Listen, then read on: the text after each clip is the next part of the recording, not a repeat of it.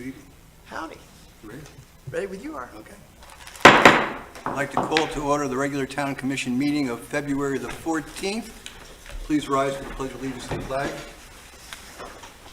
I Pledge allegiance to the flag of the United States of America and to the republic for which it stands, one nation, under God, indivisible, with liberty and justice for all. And happy Valentine's Day to everybody here. Thank you, sir. Same to you. Big kiss, big wet kiss. Please call the roll. Mayor Tom Peck, Here. Vice Mayor Kurzman, Yes. Commissioner Campo, Commissioner Fender, Also here. Commissioner Mayfield. Here. Okay, we have no proclamations and presentations. I have no public comments except for one associated with 12B, which we'll handle at that time. Any additions, deletions, or changes to the agenda? Is the town attorney coming? Yes, he's running late, but I would like to move the hiring of the foreclosure attorney to the next meeting, which would be the 28th. There's some information that came up, so we're just trying to vet the attorneys to make sure we have the right person, so. I don't think I have any problem with that, although I do have a couple of basic questions with the agreement. I don't know if they're associated specifically with who we retain or otherwise. I think we can ask those when Glenn comes, so. Sure. Can we leave it on the agenda and recognizing that it'll probably come back again? Okay. Thank you. Mr. Campo, Move the agenda as written. Second. please call the roll. Vice Mayor Kurzman, Yes. Commissioner Campo, Aye. Commissioner Fender, Aye.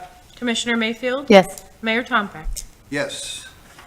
Brings us to the consent agenda.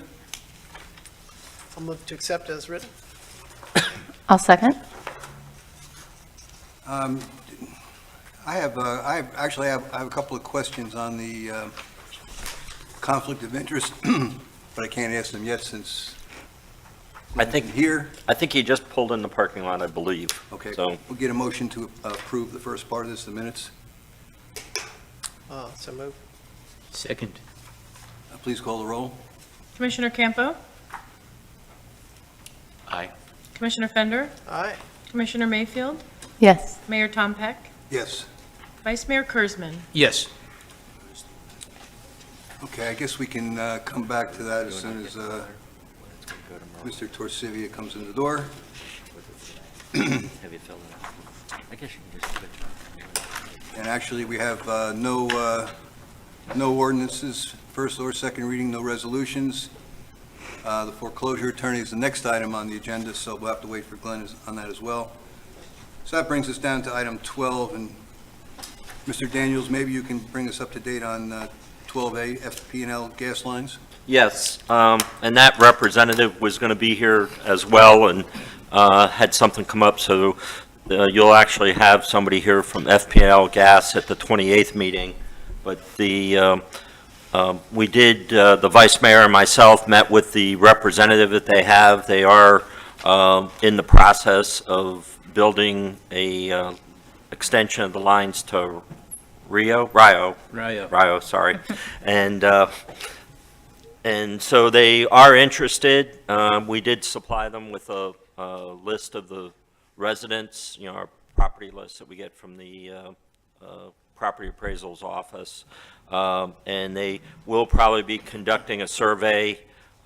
She was taking the information that we gave her and dealing with her management level folks, and so she'll be reporting back to us on the 28th.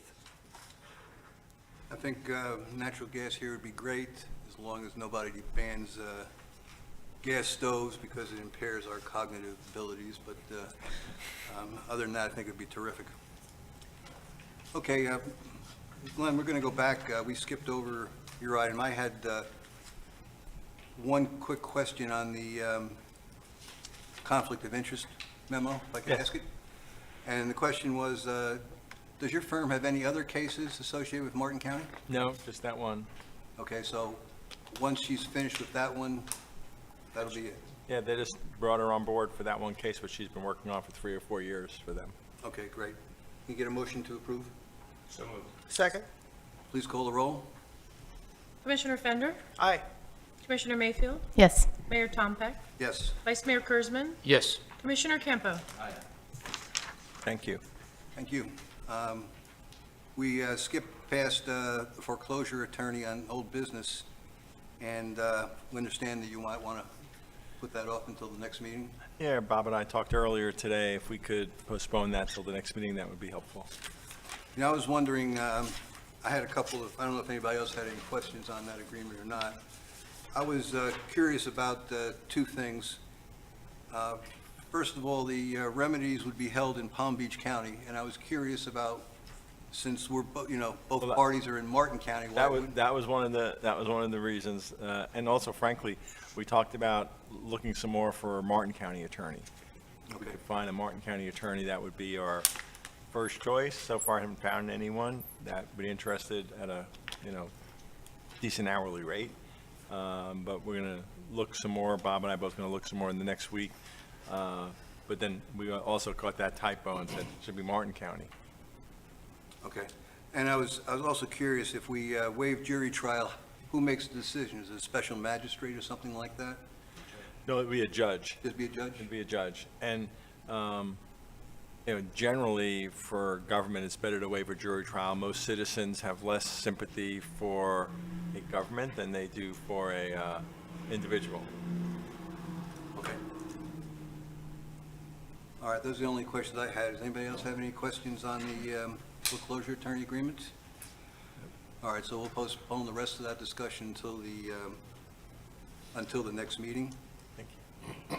That brings us down to item 12B, tree ordinance review. Commissioner Fender.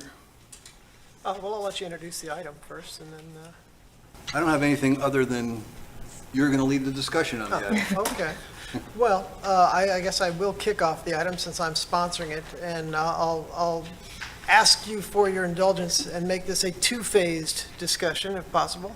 The first phase is about what the spirit of our stance is as a commission on canopy-related items, mainly because I was caught pretty flat-footed in the last meeting on the way we treated the clear-cutting of a lot in Sewalls Point. And second, and once we decide as a commission what we believe the soul or the spirit of our ordinances are around that, then I think we can enter into the discussion of Part B, or Part 2, which is, what does the ordinance say, and does it reflect what we believe our position as a town and a commission should be? I do notice that it's the Valentine's Day, the 4th of July. I see a couple parties in the audience that are canopy supporters. I also see 3 parties missing that would be here if they weren't. I've received tons of email on this topic. But, I was flabbergasted last week when we didn't stand up and have the developer answer to what their plan was for the canopy destruction on Oakwood. So, Last week? last meeting. Oh. 2 weeks ago. So, again, I'll introduce Part A of the discussion, unless the town manager would like to interject and refocus the conversation. Well, I think, making sure that, I think the key thing, and when I have addressed this issue, is just making sure that we stay cohesive. We can have differences of opinion. Obviously, you can have a difference of opinion with me, and it means a lot more than having differences of opinion between yourselves. And I think I just would like to keep the discussion so we understand viewpoints and deal with those viewpoints, and try not to look deeper than just the fact that that's, when we talk about things and we discuss them, it's just better to get them out in the open. There is one matter that we did have this last week, and that was what could have been a very tragic accident involving the canopy. And we did have a semi that was pretty much, the trailer portion was cut in half, and it took almost 8 hours to clear the roadway, and it ended up being one of the trees, which I'm going to be providing you all with the tree arborist survey of how we're going to, what we're going to do with the canopy as we deal with the construction in Phase 3. So I was trying to get that to you today, so you had it on your dais, but I'll make sure that each of you get a copy of it. And that tree was going to be a problem tree that we were going to have to work towards replacing. And I think, if we look at the thing as a positive, that canopy in itself was just let to grow. We didn't really maintain the canopy the way that you're supposed to. And I think, when we do have an opportunity to replace some of those trees and getting a more mature tree in there, we just need to work on shaping that canopy so it results in what we want. So it's not a hazard to traffic, but also adds to the beauty of our community. And that's the only thing I wanted to, mention to you. It's, if that tree would have fallen on the cab, we'd probably be talking about a lot different story than we have today. And there were 2 individuals that were in the tractor part of the tractor trailer, and that didn't happen. But it does make us think of our liability that we have, not only to the beauty of our community and to the trees that we love, but we also have to deal with the human factor as well. So, I just wanted to kind of point that out. It doesn't necessarily mean that it's a detriment of the canopy, because if we come through with a plan that we can develop on our own, and maybe get some grant money for some trees, and, not seedlings, but planting mature trees into the canopy to make it better. And that's just what I wanted to throw out on the idea of the canopy. Thank you. It would be okay, I have one public comment. Can we do that I first? think we should do that, yeah. Karen Bonney?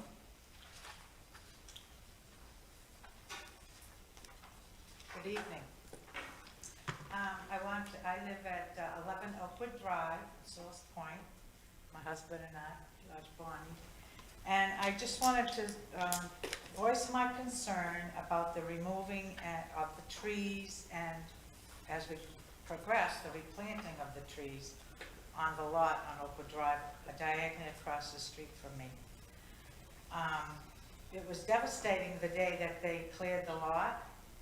I had been walking the dog, and when I walked back in the house, I had gone out for shopping, come home, and the roof of our home was inundated with birds. And there was some nest on the road and a couple of deceased birds in the next few days as time went on. So basically, as a gardener, my concern is, number one, for the birds and the animals in the lot when we clear these lots. And it was like watching the bird movie, first of all, and I'm not exaggerating. There were that many birds flying around for like 2 days.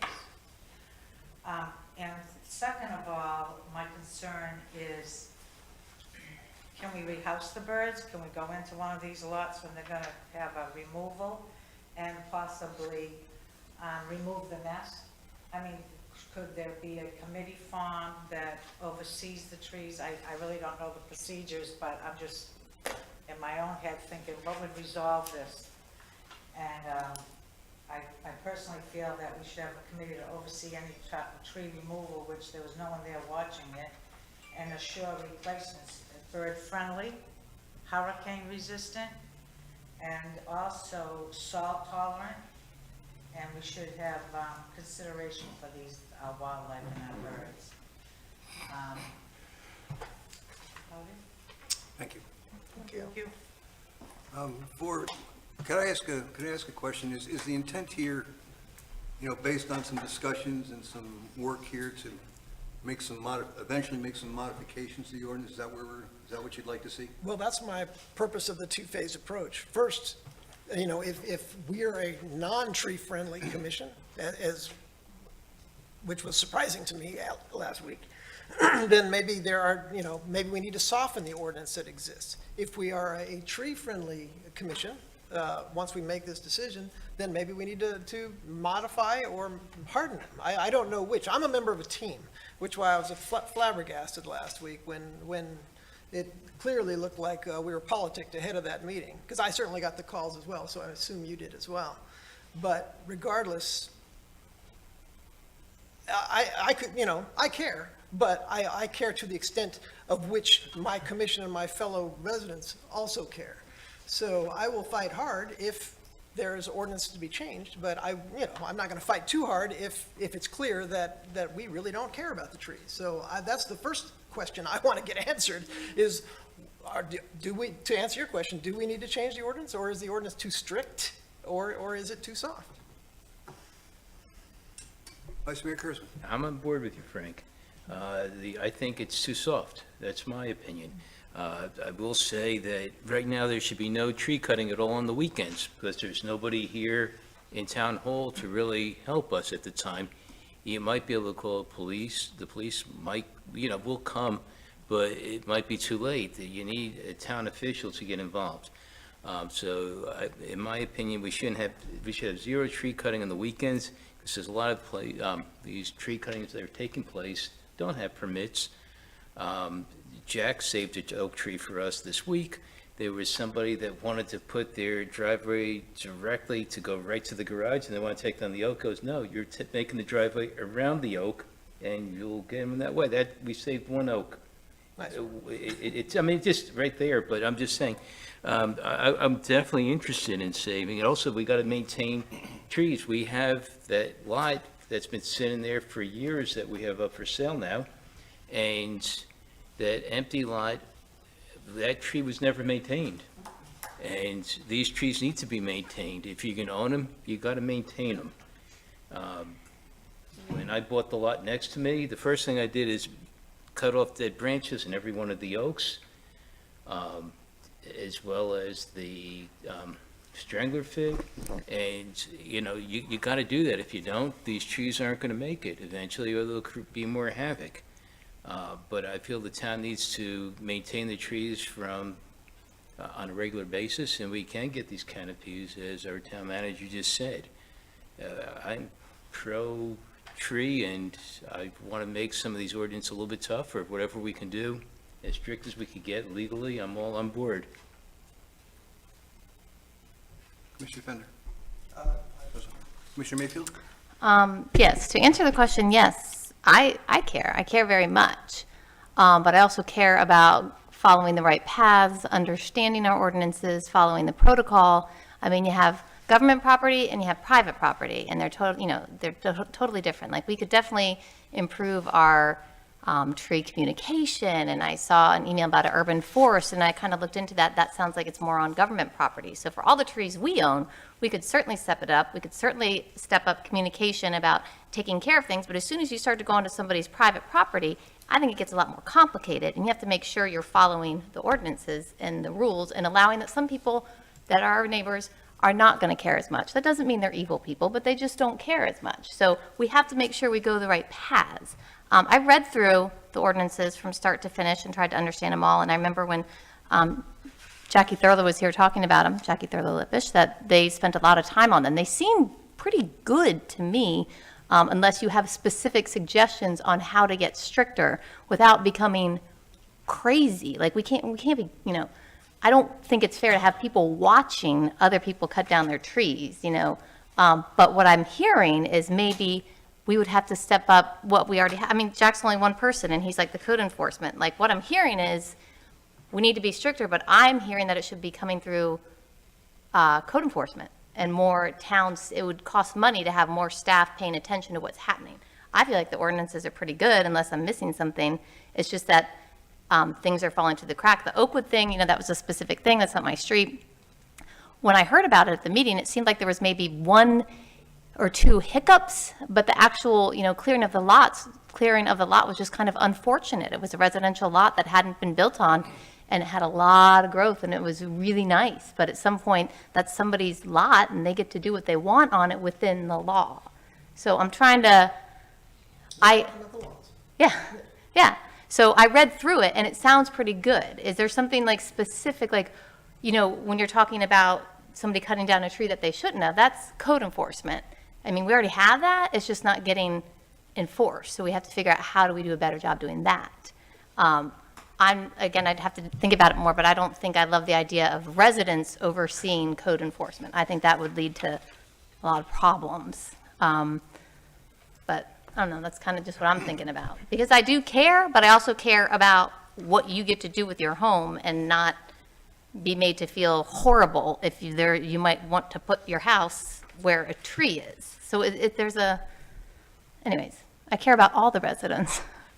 Yeah, So- I was thinking, and I'd asked Glenn if he could say a few words. I wanted to make sure I understood any limitations that we might have in terms of amending or changing the ordinance as opposed to state statutes or anything like that. You know, if anything restricts us, because, you know, you've got some issues here of, you know, property rights, individual property rights versus what the town want to see. I also worry from time to time about public safety. You know, I think everybody here will probably agree, we can all agree on one thing, that public safety's got to be our number one priority.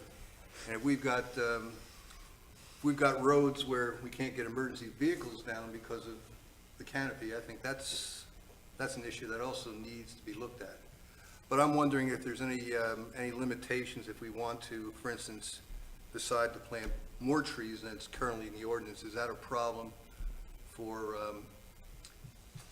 you know, as opposed to any state statutes? And I also wonder, you know, I look at a minimum size lot and a minimum size home, and there's not a whole lot of room to plant trees after you do those two things. So I'm wondering if it's reasonable for us to expect or require a homeowner to, you know, plant more than is currently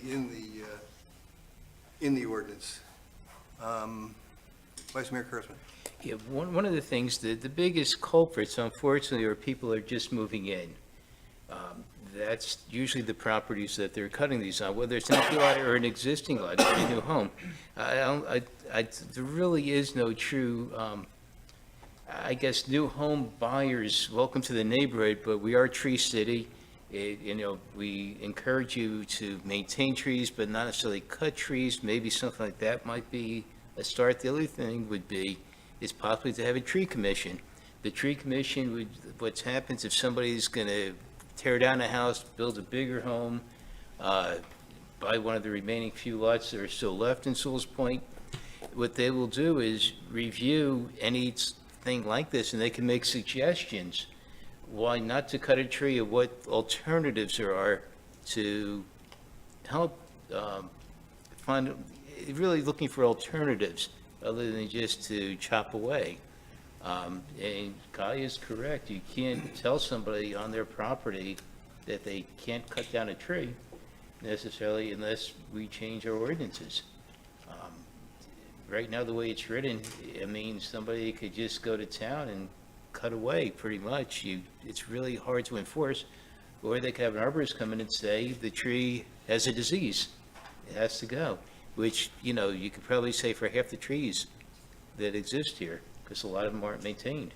So we really have to, I think it's something, ordinances that we got to update on that, and that's something we could be a little bit tougher, but at the same time reasonable to protect the trees, and I really feel we do need a tree commission. I felt the little subcommittee wouldn't hurt, and they could get some input and come to the commission as well as our building inspector and our town manager. Commissioner Mayfield? Yes, I was just looking at the email, copy of the email that was placed at our desks that are on the dais. And there's some good suggestions in here. I didn't see this before I came in here, so I haven't read through it. But to your point about a commission, again, I don't think that, my opinion is they should not be involved in any kind of code enforcement or reviewing plans. I think that needs to be left to staff. I think that would get dicey. But the idea of like a commission or a committee that's helping to implement some of these ideas, kind of a positive, proactive approach, like look at how great it is, picking out the heritage trees and telling people, look at this great tree you have on your property. This is something special. People feel proud and want to kind of continue on with that. I think, what were some of the things in here? Allow residents, leading positively and inspiring them to appreciate the trees, as opposed to having a group of people who are going to be like, you need to do this and you need to do that. And then we are in charge of the ordinances and try to shore them up to what we think is the best. And that's kind of this is where I'm heading, because I appreciate the trees, but I like the idea of positive and PR blitz as opposed to because I read through the ordinance and what are you guys thinking that you would want to make stricter? Because it's pretty, I mean, you got to replace them, the town manager and the building official can speak to this, but you got to have a permit for every tree you take down. You got to mitigate, there's the big fines. I mean, it's pretty good. So I'd be looking for more specific examples of how to change the ordinance. And if you're looking at some of these suggestions, are these suggestions that eventually could be incorporated into the ordinance as, alternative ways to, evaluate a plan or something like that? Because I struggle a little bit with having like a full-time ongoing group looking at this stuff, We could certainly take a look at it, and have them decide and come back to us, and we can amend or modify the ordinance. Commissioner Fender. All right, well, that's all good input. I'll try to address all the things I gathered from there, and none of them are invalid, right? I mean, I think maybe you're jumping to conclusion that somebody is saying be stricter than the law, or that there needs to be this Gestapo committee overseeing this particular aspect of ordinance. I don't think so. I think we have that committee in the BZA already, right? And we have ordinances that tell us how we adhere and work within the confines of construction. This is similar to the truck ordinance, right? If we agree with the ordinance, then we change it. If we don't agree with the ordinance, we modify that as well. So the law is there. Nobody's saying go against what the law states. But we do have a responsibility to our community, and public safety is a huge one. Also, financial stewardship is a huge one. So if we turn this peninsula into the Port St. Lucie and let everybody clear-cut lots and build houses to the exact specification to the lot line where there's no room to plant trees, that is going to impact the property values of every home on this peninsula. So I'm fighting to keep our statutes strong, and there are a few things, and you suggested a few of them, that would go a long way. And by the way, the process is broken because the process did not work at 10 Oakwood. That developer was allowed to come in, and we gave him a pat on the back when he showed up here after throwing the red flag to clear cut that lot. And we even tried to save one last tree that couldn't be saved because we wouldn't allow him to speak on what his plans were. And one of those things is the mitigation process. You suggested mitigation. Our mitigation process is broken. We don't actually require them to give us a mitigation plan before they start work. So that's one of the many ideas that came up in the open meeting that occurred with the developer that next Friday afternoon after the town meeting, because we were able to broker a meeting with the owner and the residents around that lot after the damage was done, to kind of explain what his plans were and to try to be a good neighbor. But we know for a fact that some of the good ideas that came out of there are listed on this, but one is that we have a problem with the mitigation process.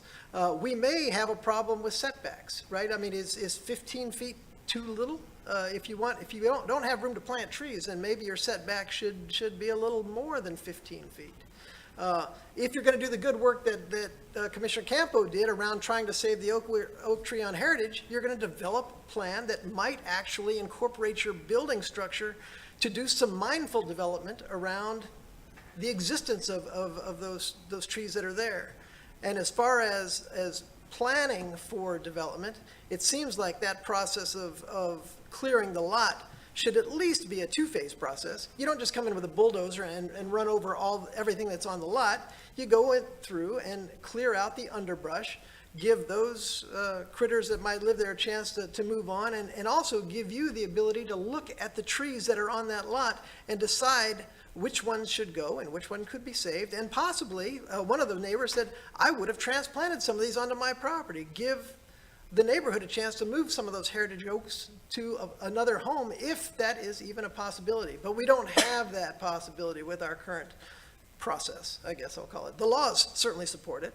And even though we got politicked a little bit with the, up on high and at the state level, they say you can cut down any tree you want. Well, of course you can. But when we live in our jurisdiction, where we actually set the laws and the spirit and the tone of how we would hope our residents and our fellow neighbors would act, we can put processes in place to drive that direction. I mean, you may not have, but I've gotten a ton of comments about this, because unfortunately I live close to that particular lot. So I don't know if I'm addressing your point, but I know that we need to beef up the mitigation process, and we need to ensure that we get to understand what trees, if trees are going to be cut down, what is the mitigation plan after that? What trees are going to be put back in place when they cut them down? Are they going to be mitigated on that lot, or can we mitigate elsewhere on our peninsula that will ensure the existence of that canopy? Not that you're going to be able to recover a 50-year-old oak tree, in any reasonable time frame, but there should be some part of that building process that ensures that we are not taking the canopy down. And David Gray's not here, but his point was, when he grew up and he kind of mentioned it last time, when he grew up in Coral Gables, it's a death by 1,000 cuts. Every developer's trimming their lots, and pretty soon, after 30 years, you've got no canopy, but you've got lots of huge structures, and so I don't believe, my personal opinion is I'd like to live in a community that has trees in it. But again, like I said, the reason for the initial discussion is if I'm the only one that believes that, then I don't need to be Don Quixote. I'm happy to go with the arrangement, but I'm pushing for us to put a process in place that actually supports our laws, which they're not being right now. Somehow, this developer was allowed to go onto this lot with a bulldozer and take out an oak tree that was right on our setback, that wasn't even on the lot. They could have redirected that driveway around, at least that one. It sounds like Dave saved one somewhere, but this one wasn't saved. And shame on me for not being more invested in that process. I could have, and it feels like a failure to me as a commissioner that I allowed a lot on my street to actually get clear cut. So I'm frustrated by it, yes. But we can beef up those laws, and we can make sure that our staff, James's position last week was, can the staff handle it? You guys are good to go, right? No, the staff can't handle it. They need our oversight to ensure that we are getting the job done for our residents, because, it's a tough job what they have, and we have to make sure that they're following the spirit of what our ordinances entail. The other good idea was an incentive plan. If there are some, what you said is true. We can't tell a person they can't cut the trees on their lot, but we could say, if you save some of these trees and modify your plans, we might offer you this incentive. And there were a few incentives that came through from allowing people to move some of the trees, providing perhaps a tax incentive to keep them there, or as you mentioned, give them some kind of recognition. Those are great ideas. We need to do more than to allow developers just to come in and I don't know if you've looked at that lot right now, but they are building on every square inch of that lot. And that's okay, but that's because maybe our laws are not strict enough to say, why aren't you leaving any space for greenway and I even heard that the building officials say, they've actually overstated their percolation by 2%, but I've never heard the ramification of fixing it, so it seemed to be okay with the developer. So those are the four things I came up with right away. Phased approach to clearing, providing an incentive to try to save some trees, ensuring that we fix the mitigation plan, and providing some sort of incentive to keep them from doing the destruction they're doing. So, May I ask a quick question? Because Absolutely. I think when we were down looking at that lot in Oakwood, Setbacks. you talked about the fact that you're requiring the mitigation plan up front now, right? That's correct. Okay, and I think that's a great idea. I don't necessarily think that's written into the ordinance. No, that's one of the changes if you all decide to look at the ordinance and make some modifications to it. There's a couple places that I think we need to do that on. And if I may too, also, where we're going to get into trouble adhering to the state law, because, we are our own entity, but we do have to abide by the Florida state statutes.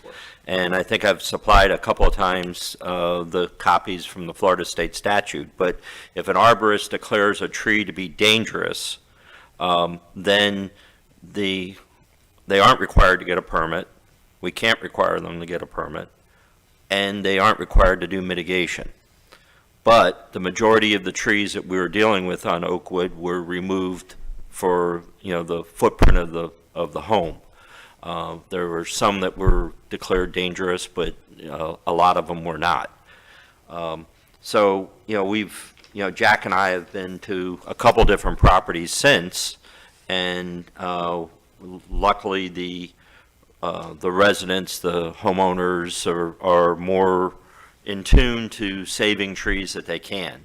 And we have to realize too that if a tree is diseased, there's some diseases out there that, especially with the palms and stuff, they go from one tree to another. So it's best to eradicate the diseased trees quicker. But I'm totally on board with an educational program, and I've started researching it. And also with ISA, which is the organization that all the, and I can't remember what the acronym stands for, but it's the society that deals with arborists. And so I guess it's an International Society of Arborists. And they have a lot of educational items out there, and I think getting that information out is going to be helpful as well, because some of the residents want to know, what can I do if I see fungus on a tree? Is there something I can do to treat it? And unfortunately the fungus is one of the really big killers of trees. The rot, when you deal with rot, that's something that, you really have to look for, especially in a hurricane prone area, because if you have rot in different stages of your tree, it's going to be prone to have a collapse or a break when you have a heavy storm or a hurricane. So, those are things we have to look at. You don't really need an arborist to say, well, that's, really a dangerous tree, but we could still talk about mitigation, because if they don't have that certification. Now, a lot of the homes that I've been to in the 6 months that I've been going and doing tree permits with the residents, they have a ton of trees. I mean, really, there's a lot of trees usually in most of the yards.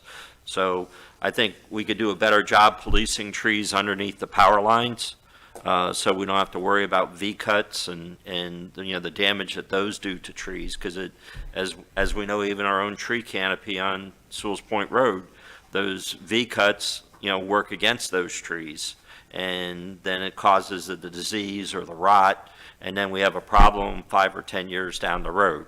So, we think smarter when we do replantings, and also do more requirements of our residents to keep trees away from the power lines. It's even in the ordinance on they're supposed to be 10 feet away from, power lines and so forth. So I think all those are things that if you do go down the route of looking at this ordinance, I'd like to make some suggestions to you. And, I already have a list going on some of the things, but I think it might be useful.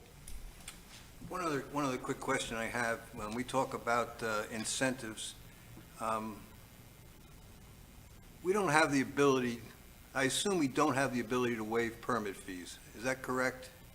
That's correct.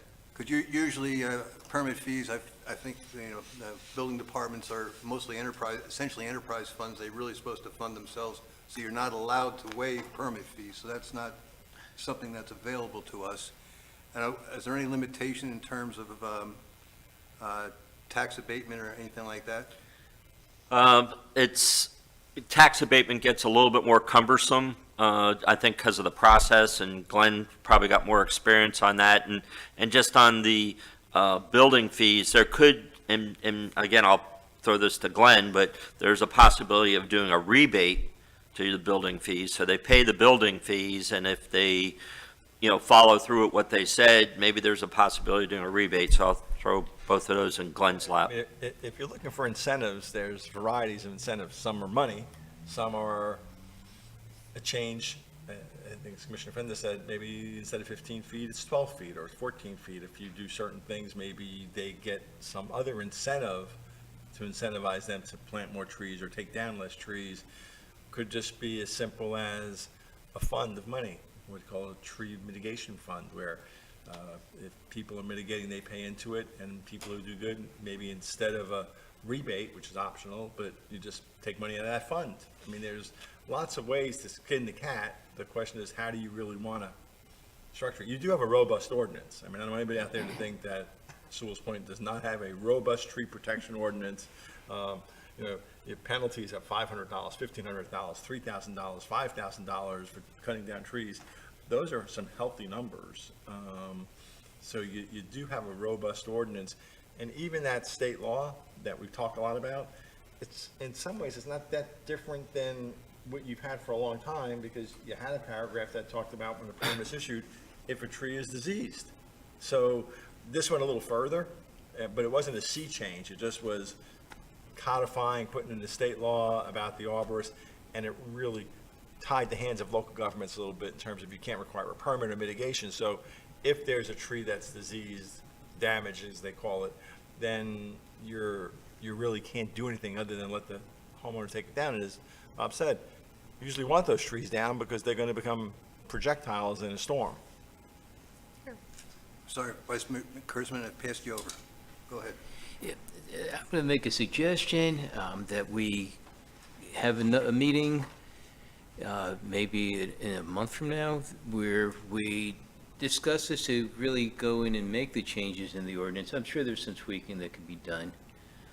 So I can't say this won't happen again, but at least make it a little bit tougher to happen again within reason, as we said before.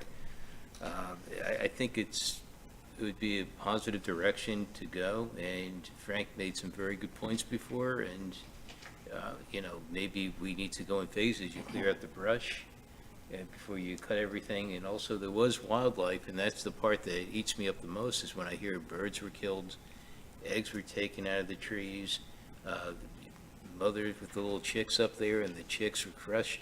That's uncalled for, and that really burns me up when I hear that. And I've heard it from other residents over there. And I had the same thing happen at the end of Mandalay, where one of the residents got into a shouting match with the landowner, who basically said, "I don't care, I'll pay for whatever trees I want to cut." And he goes, "Well, nobody's going to like you." He goes, "I don't care. Once I leave here, I'm just going to the store. I'm not here to make friends." That was his quotes from one of the neighbors that we have. And he cut down half a forest, and people weren't happy over there. And so this, that was very obnoxious, but, people like him, I can't hit hard enough. And that's the way I feel on that. It burns me up when I think about it. And you don't know if there were gopher tortoises in there, and it goes on and on. We're losing wildlife and we're losing trees, and they go hand in hand. Commissioner Fender? I'm happy to continue the conversation, but I'm not sure that we're going to solve the problem here. So, what I would move is that we ask staff to go back and recommend specific changes to the ordinance that would tighten them up, and even some that might be, options that we could consider in line with the ordinance there, so that we can review it in real time, rather than just, we've given you a bunch of ideas. Right. And some of them are good, some are maybe not doable, but with assistance, and also review from other communities that have more stringent, we heard Ms. Kimes recommend comparing to some of the scenarios in other municipalities as well. I think it's worth making sure that we're taking advantage of some of the more environmentally conscious communities and ensuring that our ordinances follow that. And also, as a staff manager, make sure that we're following them as well, right? Right. Yeah. And it sounds like you've already started taking steps in that regard, so I'm appreciative of that. So. And I'm wondering at this, in conjunction with that, obviously, we've gotten some email comments.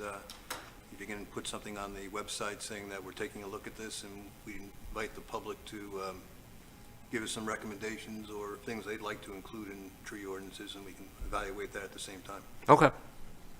Great. All right. I'm not sure I've heard whether we're a tree city or not yet, but regardless, my request is to come back with specific modifications to tighten up our ordinance. I don't know if that requires a vote or not, but Would you like to make a motion? I'll make a motion to ask town manager to make some modifications to the existing ordinance in red line for us to review in the future. And Make some modifications or suggest some modifications? suggest some modifications Yeah, I that we can't could make- take into account. Thank you for the clarification. I'll second it. Any additional discussion? I think the Tree City is a distinct designation from the Arbor, some organization that you get a designation, so it's a thing, as opposed to us just saying we're a Tree City. Well, we can and stop moving it. paying the bill. I don't even know if there's a bill. There is. Okay, It's $300. okay, yeah, so it's a distinct thing. So. Let's save the $300 if we're not. I feel like you're trying, yes, I love the trees, but I also know that, we don't have that much property with a lot of trees, so we're really we need to work with our residents, because in terms of Maybe we public need to plant property, some on our public property, yes, absolutely. everywhere. Yes. Okay, well, you have to work with the owners of the property, Of so that's what course, that's the spirit of what I'm thinking, okay. That's it. Please call the roll. Commissioner Mayfield? Yes. Mayor Tompeck? Yes. Vice Mayor Kurzman? Yes. Commissioner Campo? Commissioner Fender? Aye. Okay, good discussion. Next item is 12C, South Sewalls Point Road Project Phase 3 update. Mr. Capra. Nice to see you. Haven't seen you in a while, Joe. Okay, so I think Mariah has given you a nice chart. Hopefully it's clear enough. It's color coded, so that helps a little bit to kind of understand everything. Now, I was asked to put together an estimate of the cost and grants that we have for both Phase 2 and for Phase 3. The agenda item refers to Phase 3, so is that the one you would like me to go through first? Please. Okay. So essentially what I did is I looked at, we're at a point right now where we have a design and we are about ready to go to bid. And obviously our goal is to take bids in the next 30 days, a little longer than that, and then have a contractor out there to start work. Okay, that's our goal. And the period of time for construction has actually gotten a little longer because of all the work that we have to accomplish. But the fact of the matter is, somewhere towards the end of this year, but probably closer to the first quarter of next year, we should have all the items in place for Phase 3. I'll remind you that Phase 3 pretty much goes from Ridgeland Drive and Ridgeland subdivision south through Via Lucinda, through the Homewood subdivision, to the Rio Vista subdivision, and ends on the south side of the Rio Vista subdivision. Not quite to Pineapple? We transitioned down to Pineapple Lane, at Pineapple Lane. So the road elevation, one of the criteria, the requirement is to raise the road to elevation 3.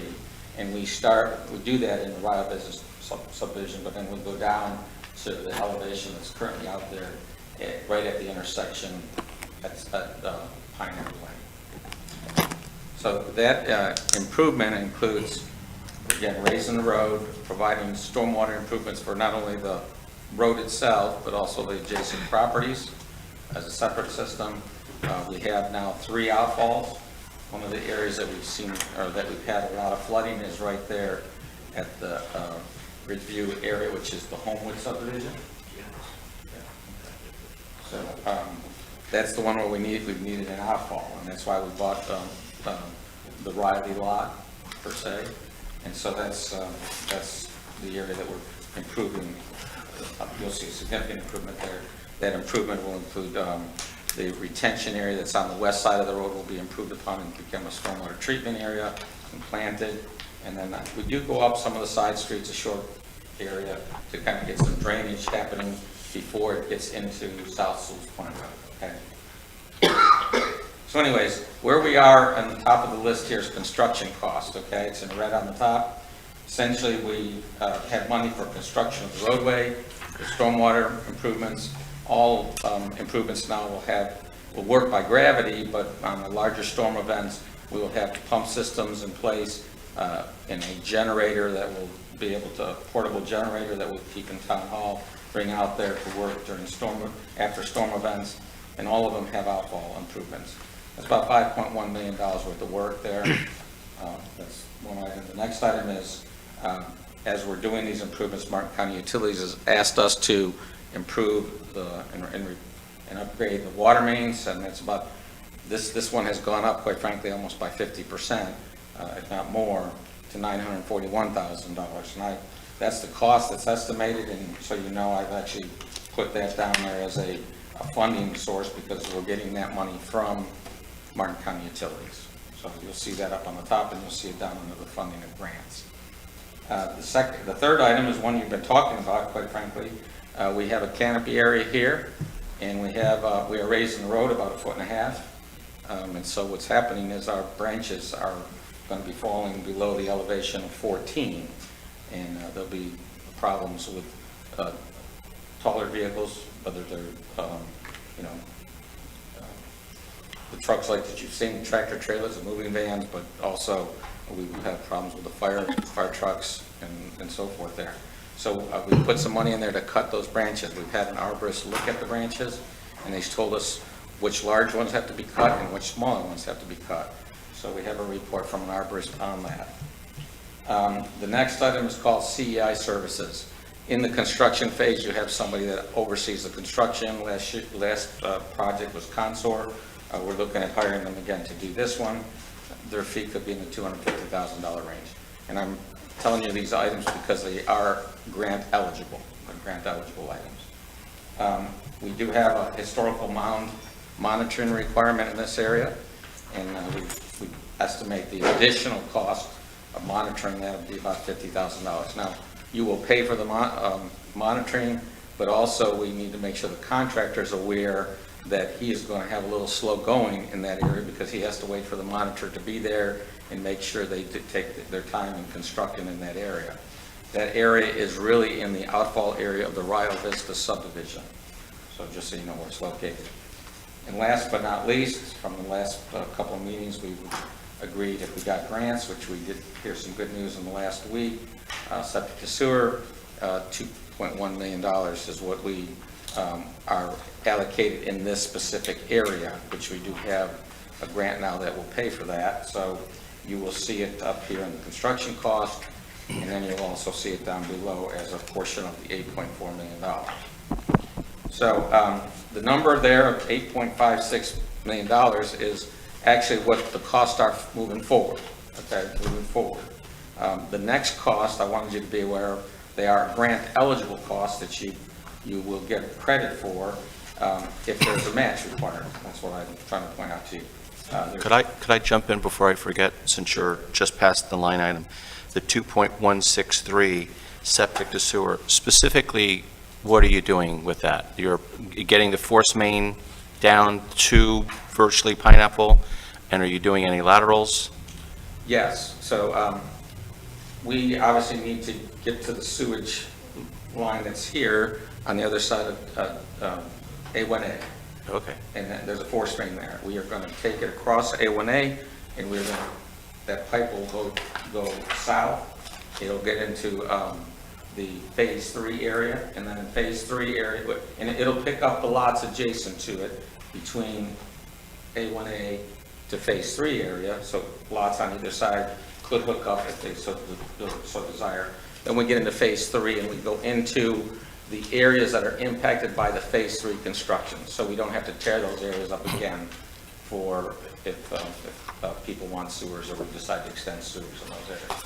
So Okay, so phase 4 is basically Town Hall to Ridgeland, and you're going to be able to put in the force main underneath the road, and so that we are basically going to have force main, from Jensen Beach Boulevard all the way to Pineapple by the time we're done, right?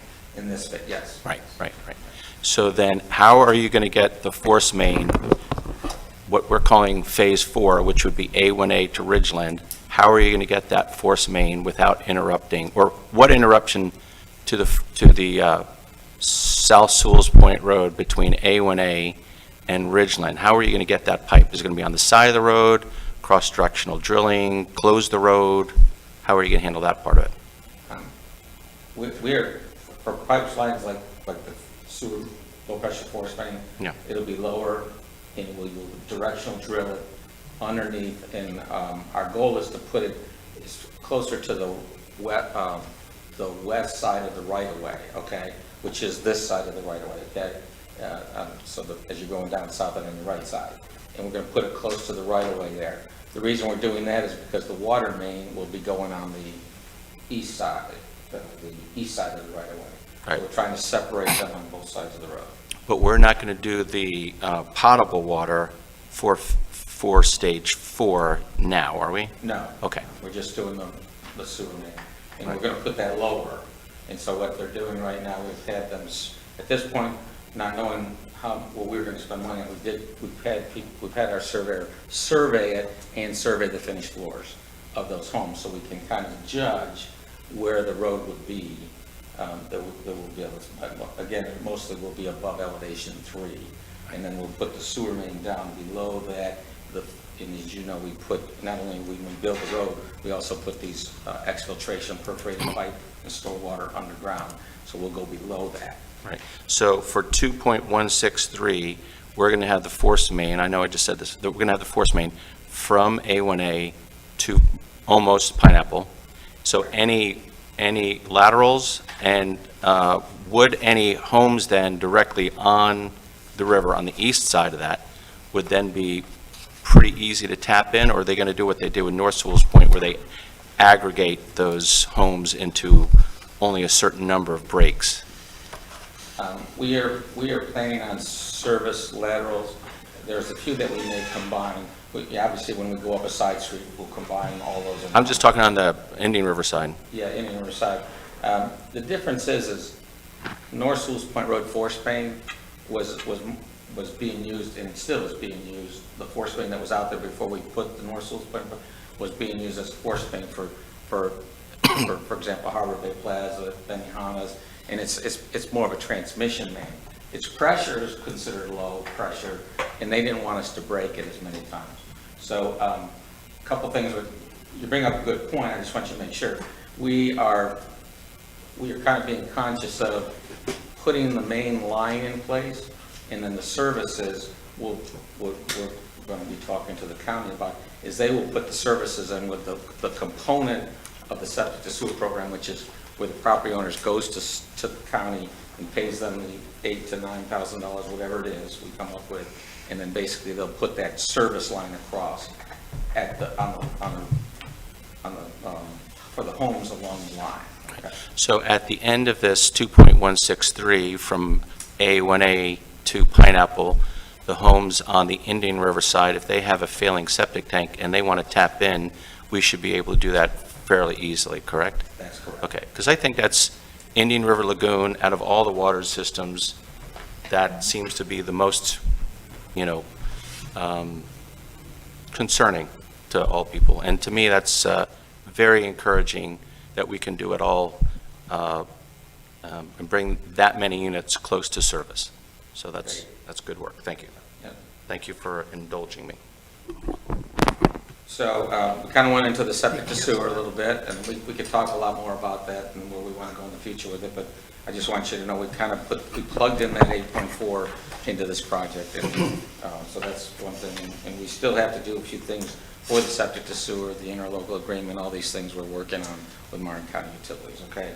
I think we're up to about 148 units that we'll be able to service with this, which is well under the 300 units that we talked about. Okay, so other costs that are eligible, and quite honestly, you've already spent that money on, is the engineering survey and geotechnical work. That's the $300,000. So that is eligible for match. It's eligible for grant funding. You also bought the lot. You have a lot, home and everything at $2.2 million. And obviously, our goal is to get at least $750,000 for the value of the land for stormwater, which is also eligible for grants.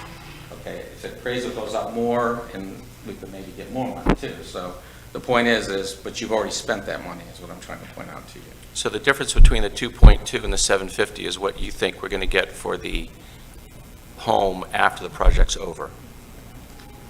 I think that's a good assessment. Okay. We'd like to hope we're going to get I'm more. just following the numbers, because Yeah. you're really only expensing the 750, you're not expensing the whole 2.2. Right. Okay, gotcha. And if I may, that was actually a calculation that FEMA had done as part of the grant, I believe, where they looked at what the value of the property was and then figured out the square footage of what Joe would need for doing the STA there, and that's where they came up with the 750 figure. Is the values of property go up, that could possibly go up to the amount that they would reimburse us. The third item there is they do allow a certain amount of grant services, and I'm talking about the services to pretty much to work through the grant program. In other words, there's a certain amount of reporting that's necessary, inventories, different things that you have to do, and that's $75,000. So that is eligible for grant funding. So bottom line, the other costs technically are spent. So when you total up the 8.556 and the 1.125, it's about 9.681 total there.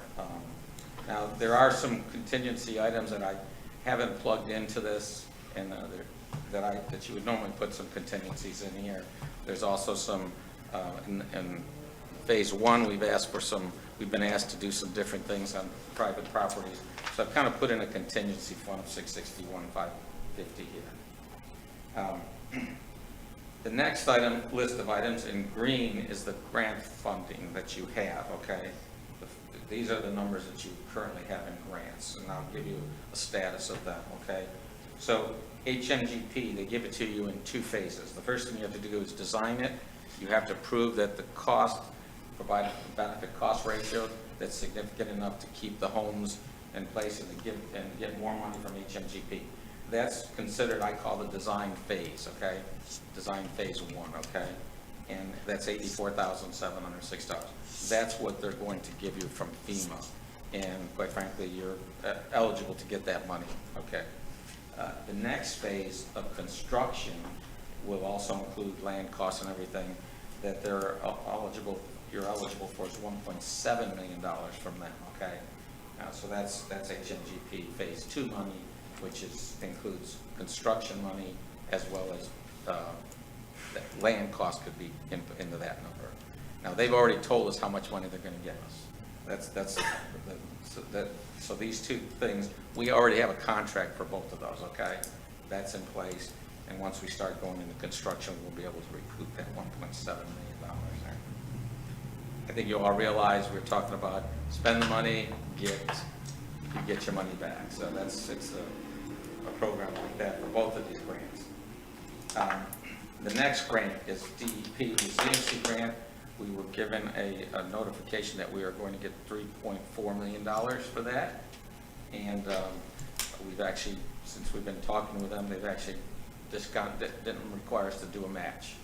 So $3.4 million, that comes from the state government, but it is federal money. And that's become a little issue for us, but that's the grant we received last year, okay? So anyways, that money, we are working on getting that contract signed. The reason it's taken so long is they basically reminded us that is federal money, and because of that, they want to make sure that when you have one project, and it has federal money from FEMA and from this resiliency money, they're telling us that they have to be spent on distinct separate projects. So we have had to break the project up into 3 locations. So they're all going to be done by the same contractor, but we have to take the money from different pots of money to get that to work. So I know that gets complicated. It probably would look a lot better if I showed it to you on a screen, but essentially we basically have money for that HMGP part of the project, which is actually the part of the project that we have the worst flooding in. And the reason I did that is because they will pay for lot money if we need to, okay, in the future. If we, for example, if they decide to give us more money, we can actually get some more money from them for that. So anyways, HMGP is actually the middle of the project. The north side is resiliency money, and the south side is resiliency money. So they hadn't made this easy for us, but we have to figure out a way to make sure we get the benefit of using all the money that we have in grants. So anyways, to make a long story short, the $3.4 million, we've talked with resiliency people, and they seem to be ready to sign our contract, which means that will give us our money, they give us a contract with them, and we can get money to start the construction. I know you told me you don't like me to talk too much, so I'm thrilled. Can I ask a really dumb question? I almost hate to ask this question. Go ahead. You've been talking about Phase 3, and the Phase 3 includes the septic to sewer grant. yeah. This document is Phase 2, which is funding, so You looked at the wrong one. I'm looking at both of them. I'm trying to figure out which one comes first. Phase Phase 3. three. Phase 3, and that's why I hate to ask this question. So this is the one we're going to work on next. Phase 3, yes. This is And what we're going to jump over Phase 2. This Yes, is now, what we're going I'm sorry, I to- can't believe I We're lost we're that. almost ready to go to construction on this one. Okay, good. Phase 3. All right, understood. My apologies. That's a good question, that's okay. It's not a I good know I question. kind of talked about it. After we've talked about it 5 times. And the reason why we're looking at dollars, because there's a lot of questions about, which grants are matching up to which projects. So I'm sorry it's a little lengthy, but at least it gives you an explanation. So the fourth item there is Martin County Utilities. We need to get the water mains put in place. We need $941,000 from them. You saw it up on the top on the construction, and so we're expecting that money from them. We will have an interlocal agreement. This is just like we did in Phase 1. We had the same issues down there with the Martin County Utility grant. It's not a grant, it's basically they supply the money for the work, for the water main. And then the last item, again, we're proposing to use of the $8.4 million, we propose to use $2.1 million for the septic to sewer portion of the project. So, I'd like to kind of tell you that there's a difference there. Obviously, we would like to see about $1.34 million more, and we have put in for $800,000 for a SWAG grant. We don't know the status of that at this current moment, other than it's under consideration. And obviously, there's a couple other funding areas there that you guys have, ARPA money, $500,000, and revenue from the property sale. But I kind of, and I know it's all your money, so I'm not trying to hide anything, but if you look at the $8.5 million and the construction cost, and you currently have grant money of $8.335, let's say we get rid of the $84,000, you're not that far off from having enough money to go to construction, is what I'm trying to tell you here. So we should be able to go to construction, and I'm trying to make sure that we consider the cash flow issues that you guys have to deal with and all that, so. Commissioner Mayfield? Yes. We'd also talked about the additional revenue that we had raised taxes, kind of the purchase of the lot. So that kind of comes in there too under possible funding items, correct? Well, Yeah. that's under what the lot is the TBD on the bottom there, which right, that's the sale of the lot there. We're looking at that over when we get into Phase 2. Oh, okay. Okay. Can I ask a question about that? Wait, hold on one second. I have one more thing. Yeah. Sorry. What is the estimated date that this construction is going to start? So when people ask, I can say. Because I thought it was January, and then I know it got pushed back, so just give me a... But the 5.1 isn't the bid number, it's your estimate, right? That's correct. That's why I need to get the bid. Right. Because So I that's- need to know that's what the the number first step. really is going Right. to be. I'm just asking, you don't think it was just, I'd like to tell people something from a esteemed source. Well, I'm not sure I can qualify for an esteemed source. Absolutely, you The can. fact of the matter is, it is actually on the street right now. And we have I think we have a March 14th time for bidding. Okay. March 14th. So the bids are out. Yeah, so- Yes. Yeah, they're going to be. That's the key question. Okay. The bids are out. That's- So construction, the first part of the construction is going to be the water line, because that's going to go in first. So that'll probably start in April. and towards the end of April, and then that takes 30 to 60 days. So the main roadway construction will probably start after there. Is that correct? Yeah, so the sequence, and we've kind of gone through a couple presentations with the residents, as you've probably heard, and basically, first thing you gotta do is get the water main out of the way. You build it, you gotta certify it, then you take and you get the services to the property owners so that they're on the new water main. That's the first thing that gets done. And then the next thing after they're done, which is probably gonna be, this is all pretty close, tight right away here, so it could be 2 months for that to finish. And then we will start the drainage work, okay, and that'll take several months, And then basically the next thing is we start building up the road, adding curb, and then we start tying in the lots and restoring, okay? So that's the kind of the sequence of Yeah, everything. it's a whole process. I was just looking for the beginning. So it's gonna, and folks, I'll just be honest with you, we're seeing projects go up and down all over the place. I'm hoping that things are gonna come in cheaper.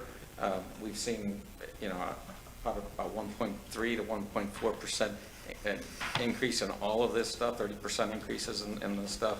And so I've kind of used newer numbers on all this. Hopefully they won't be that high. We'll find a contractor. But this is a pretty good sized project for somebody.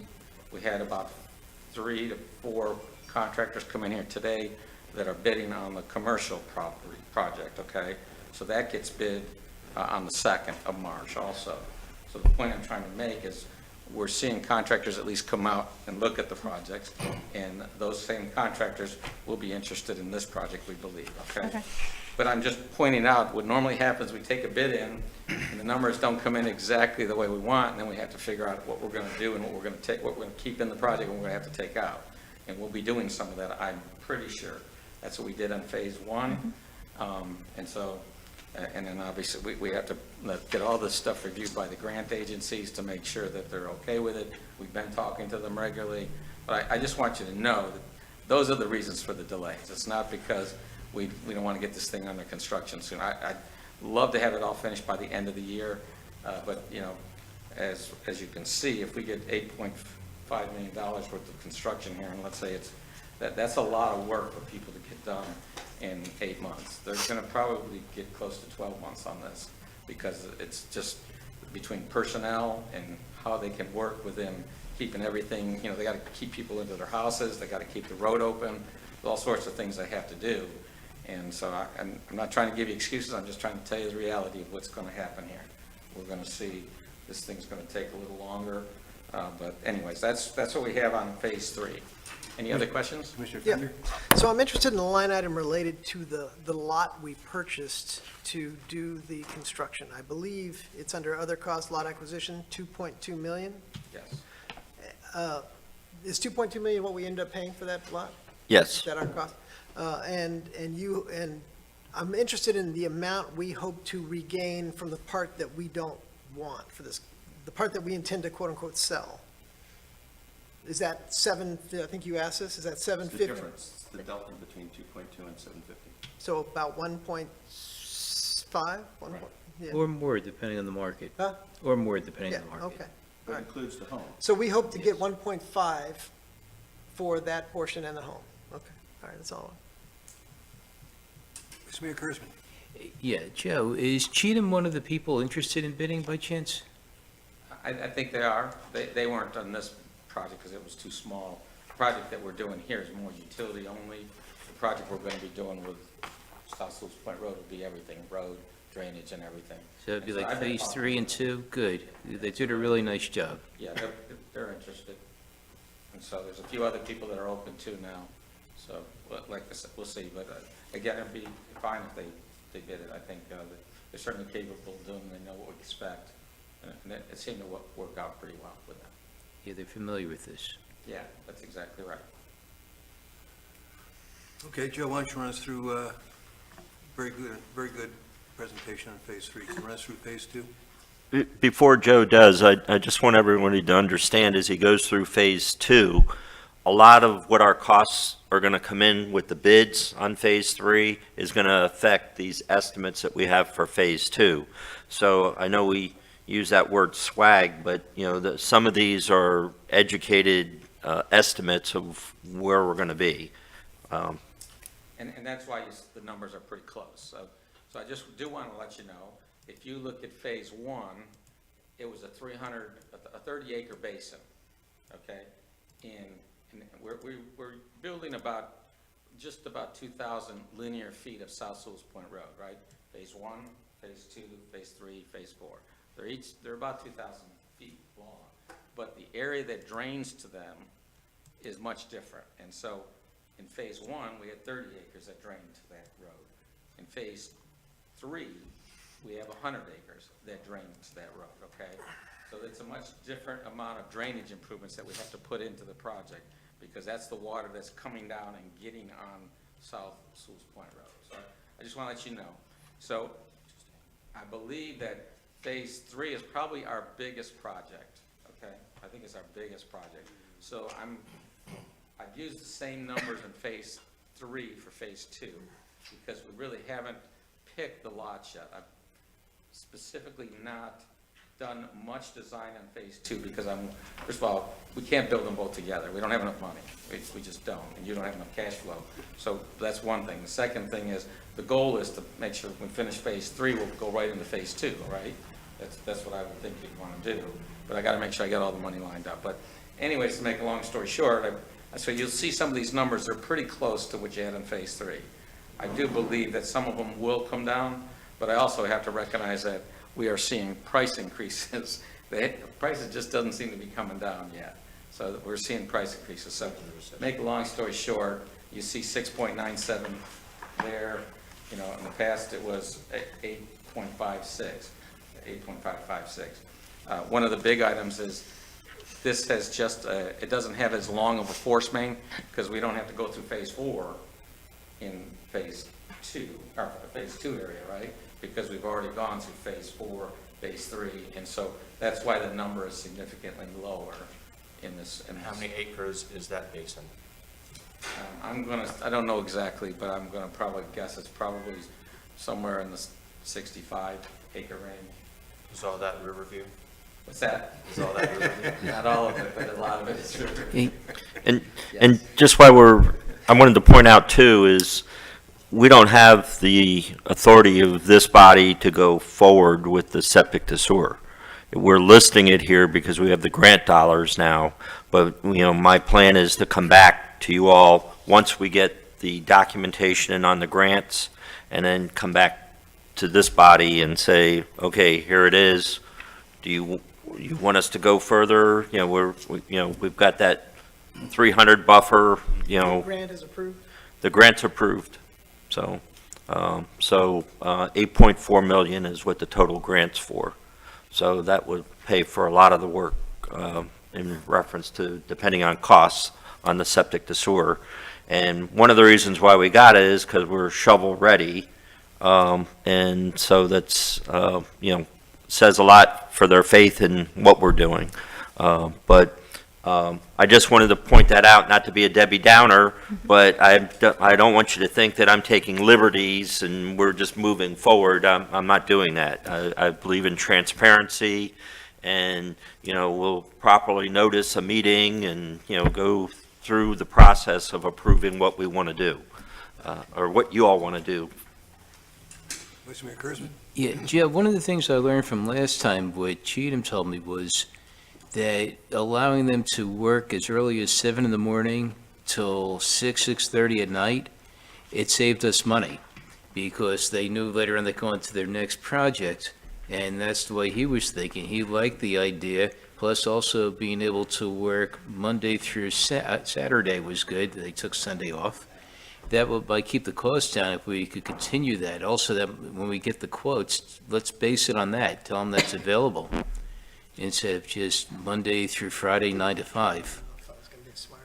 That is a great idea, and I need to know that because I'm going to pre-bid next week, and that was a question for today's meeting, what we had on this pre-bid for the commercial thing is, what are your restrictions on hours to work? So that will come up. So if you're willing to let me go outside the 8 to 5 rule, and you tell me what it is, I think the chief probably has some ideas what we allowed you last time.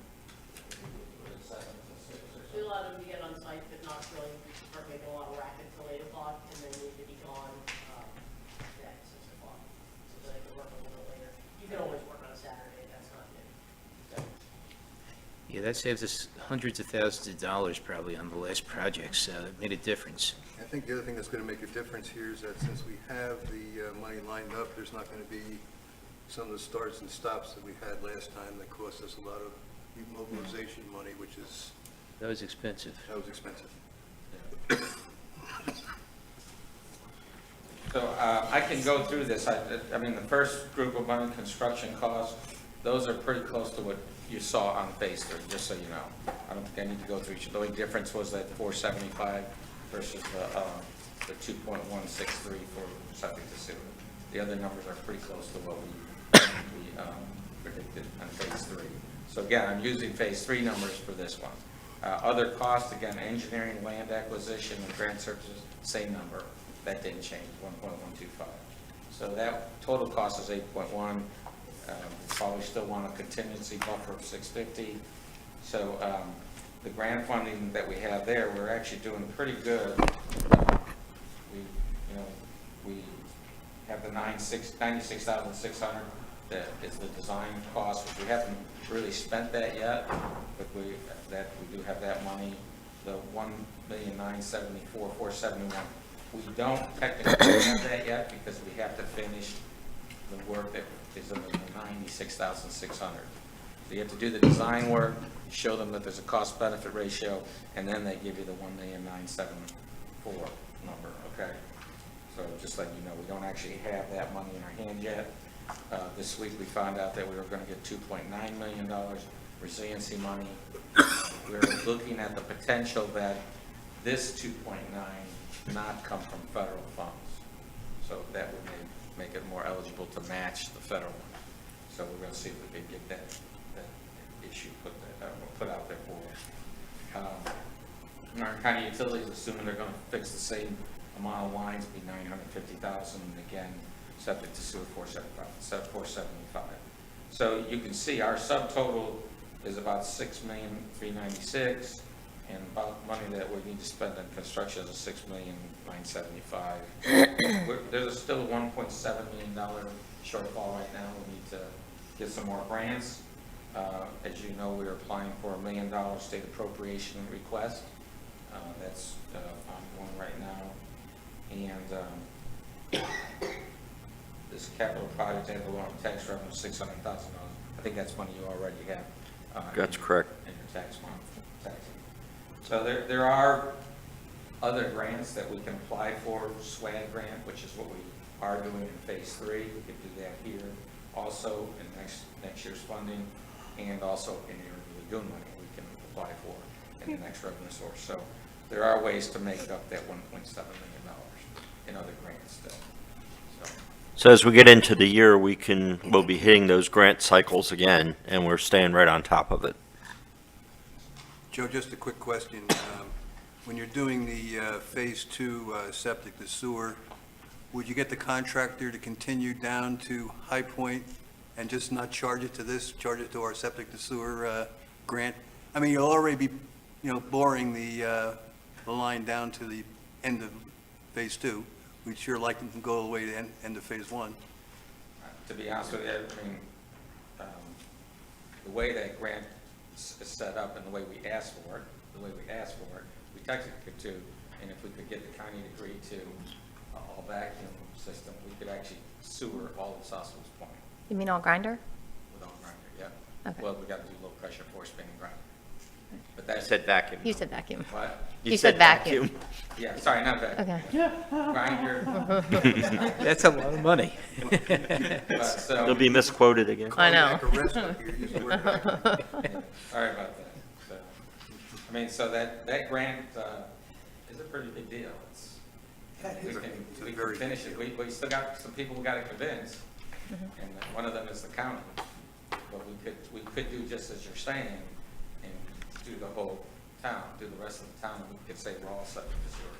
And people still gotta come in and pay for the grinders, of course, but this grant was set up where the match is, we told them that the match would be them coming in and. The hookup fees, yeah. So, we'll see what the contract comes back at, but that's what we did ask for that. Vice Mayor Kurzman. Yeah, is it possible where we could be in the same meeting with the county? This way we could discuss maybe the interlocal agreement without having to go through the utilities directly? And we could talk directly commission to commission? I'll leave that up to I don't know how you do that. You're not talking about commissioners, right? You're talking about staff? No, commissioners. In other words, where the, It'd be a sunshine meeting. I don't know. Yeah, it'd be a big, I think you're a whole lot better off letting staff work out the We don't memorandum. want to get the politics involved in it. Yeah, I think, I understand the idea. It would In a speed perfect things, world, well, the idea would be but great, it would but- speed things up. That's the only reason. Instead of going back and forth, Hey, mine. you could hash it out in one meeting. Reasonable minds. Well, I'll tell you what, I'll invite you to the commission meeting when the staff presents it, how's that? And then you can stand up there and talk there. Same effect. Any other questions on, I just want to say thank you. I really liked looking at these sheets, and it was very helpful. Thank you. and they're so Thanks, big, Mariah. we won't lose them, Mariah, Joe. thank you. Nice work, Mariah. Yes, nice work, both. Yeah, they won't fit in your pocket easy. Sorry. Commissioner Campo? Yeah, I'm very excited about the numbers. The numbers were what I was always concerned about with the septic to sewer piece. We said that the water storage and treatment and flooding were the main issues. The resiliency grant, the DEP grant is a game changer. And I'm just hopeful that the 5.15 and the 2.163 numbers come in, and you say that those numbers are due in March 14th? Yes. And you have at least three interested contractors that are agreed to put in bids? Well, I presented it to 3 people today that came to this one, to try to remind them. And they're all competitors when you present them? Right, okay. And that didn't include the Cheatham group, but they weren't there today. So, we'll put a big effort to try to get more contractors interested, of course, and try Right. to get it. Well, I mean, it's a great indication that there's that interest. There has been some softening in the economy and especially housing, and hopefully we hit the sweet spot of being able to get our funds at the same time. So I appreciate your determination and your perseverance. This is great news, and great news to Chloe.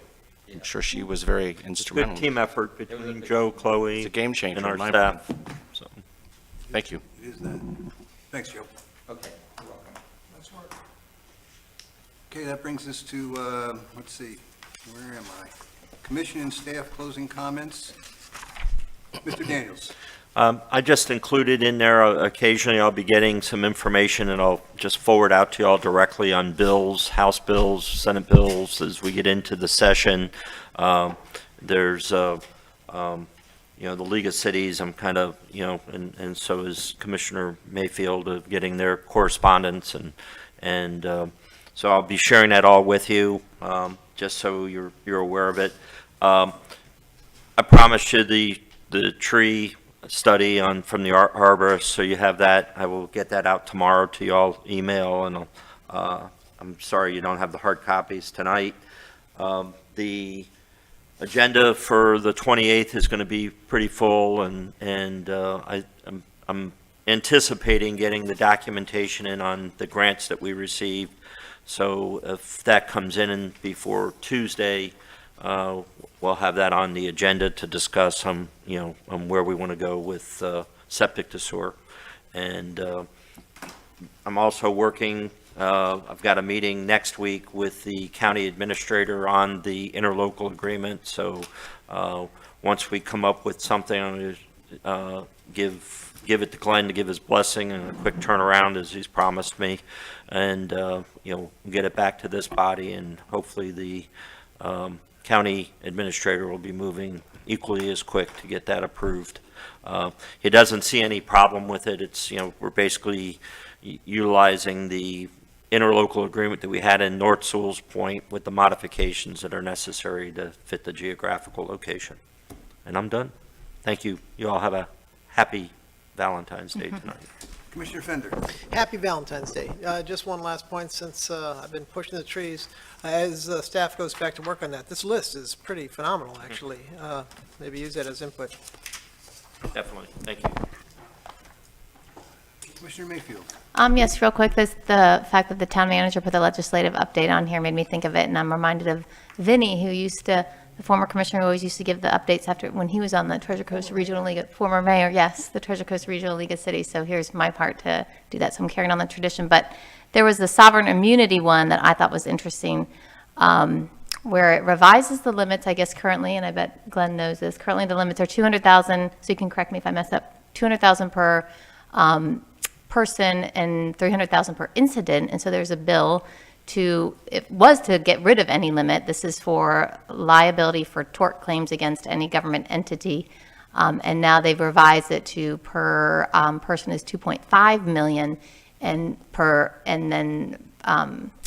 incident is 5 million, which I just can't really see the reasoning or logic, particularly for a small town like ours when our recurring, The police. right, but our recurring revenue is 3.2 million. I realize that you have insurance companies, but it just maybe some kind of modification to your size or something, so, but it passed the subcommittee, 13-4, so I guess it moves on. But I was happy to see, I mean, depending on your viewpoint, that our Representative Snyder voted no, because he was a part of that committee. But just an update on that one. Yeah, if I could on that, I mean, that could bankrupt some cities, right? If you get a $2.5 million verdict against a lot of small cities, so hopefully they're going to have cooler heads prevail up there. Either that or you're buying tons of insurance. Yeah, and then that'll go to the taxpayers. Right, exactly, so. Anyways, that's your update. Okay, any other comments from the commissioners? Motion to adjourn? We're adjourned.